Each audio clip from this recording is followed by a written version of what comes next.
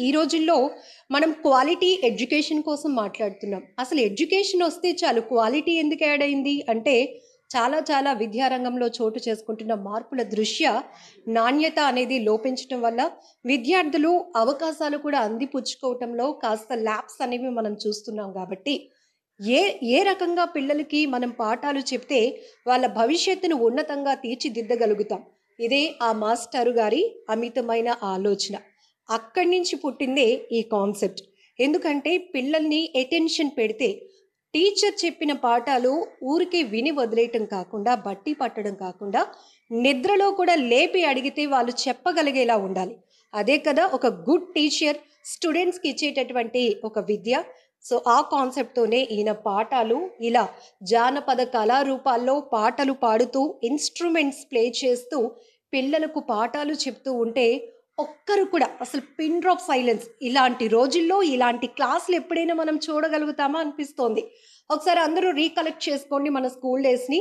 Teachers board మీద ఏదైనా lessons చెప్తే బ్యాగ్‌లో దాచుకున్నవి తీసి తినటమో, లేకపోతే పక్క వాళ్ళతో మాట్లాడడమో, లేకపోతే ఇంకొక విషయం డిస్కషన్‌కి రావటమో.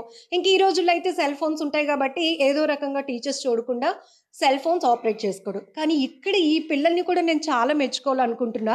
ప్రతి ఒక్కరు ఎంత అటెన్షన్‌గా ఉన్నారు. అసలు ఇంత డిసిప్లిన్‌గా క్లాస్ రూమ్స్‌ని చూసి చాలా రోజులైపోయింది. ఆ క్రెడిట్ అంతా మనం ఎవరికిద్దాం? సార్‌కే కదా! క్లాప్ చేద్దాం ఒకసారి సార్‌కి. సూపర్.